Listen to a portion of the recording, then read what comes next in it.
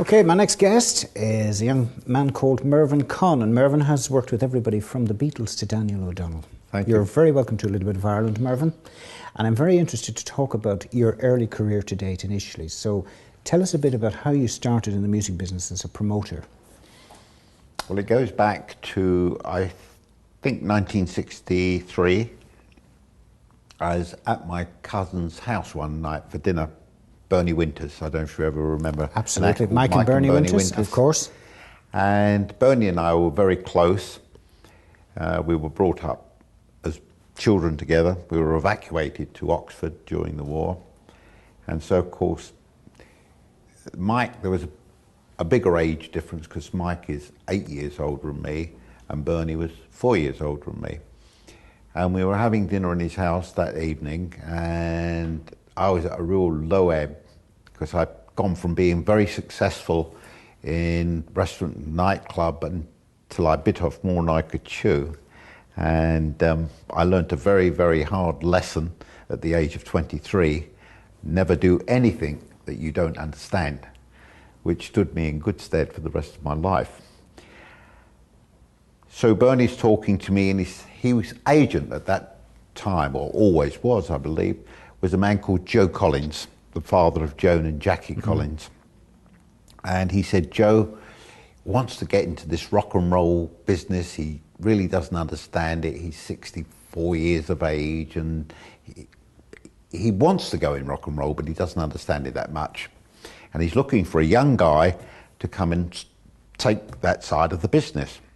I said, oh, that's my life's dream. Oh, please, please, please. So he arranged for an interview with Joe, unbeknown to me at that time, and I only found out many, many, many years later that he told Joe to give me the job. And Joe must have thought to himself, well, I'm not going to upset my artist. If he's no good, I'll sling him out, sort of thing, after a few weeks, and say, Bernie, I did try with him.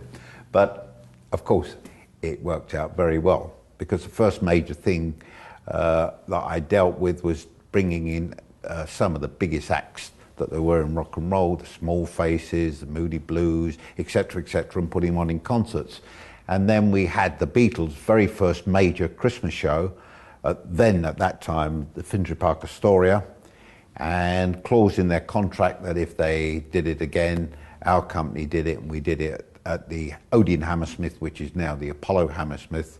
And I must say that they honoured the contract. Even how big they were, they still stuck with the deal.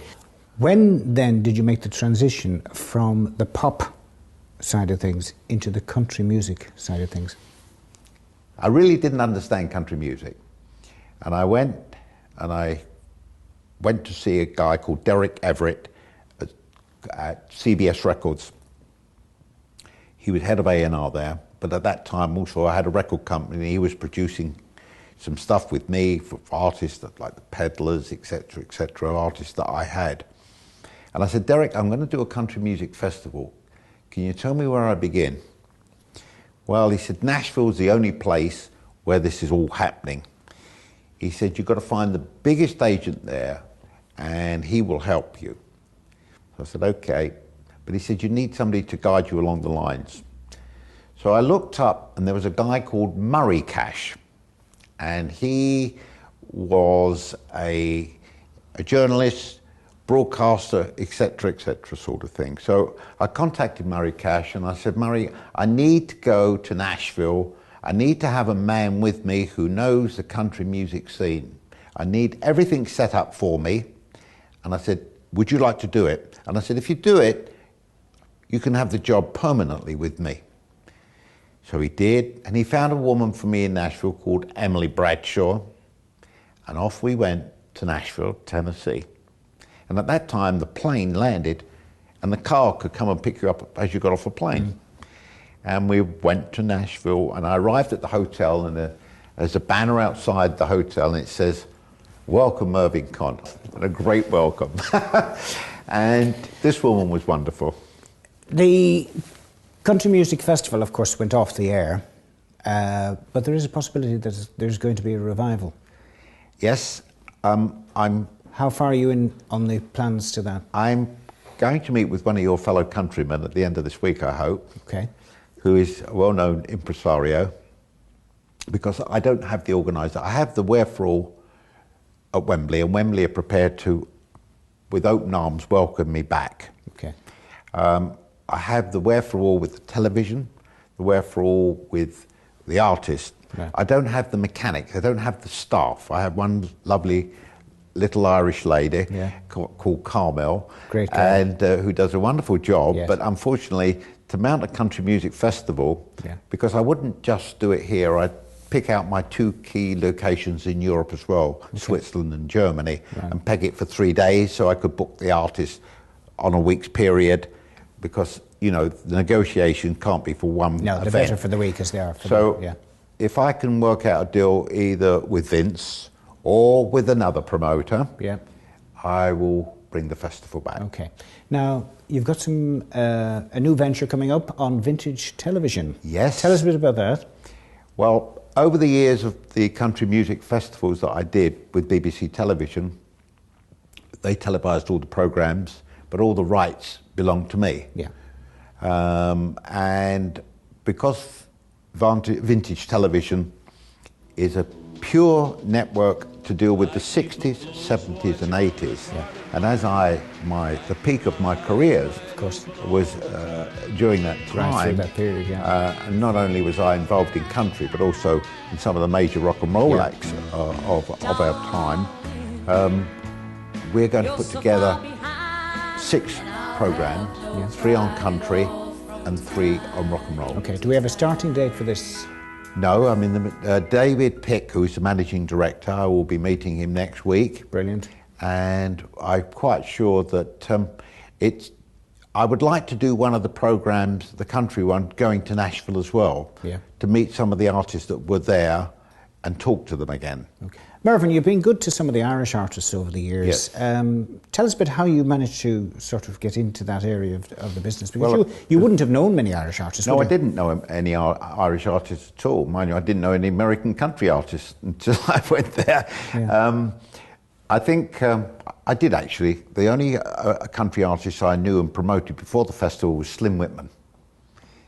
And he was the only one. But going back to the Irish artist, was a fella called Mick Clerkin. Yes. Ritz Records at the time. That's correct. Yeah. And he wanted to get some of his artists on, because on the second year of the festival, we were broadcasting it and televising it. And Mick was a very bright man. Very clever businessman. And I liked him. Yeah. And I tell you what I liked about him, besides his brightness, he was a very straightforward guy. He was honest, He was really honest. And I think in show business, you've got to be straight, because goes a long way. You know, what goes round comes round in our business. And he introduced me to some of his acts. Ray Lynham, Philomena Begley, Daniel O'Donnell. But Daniel O'Donnell never came on until Carmel really got him onto the show for me, because I kept pushing him away because I didn't think he was right for the festival. Right. I thought, why? I didn't think he was country enough. Okay, and that has been a complaint for Daniel for many, many years. But yet, if you look now, he's probably the most successful recording artist ever to come out of Ireland. Are you glad then that you got involved with them in the early stages? Yes, because he was successful and he did phenomenally well at Wembley at the time.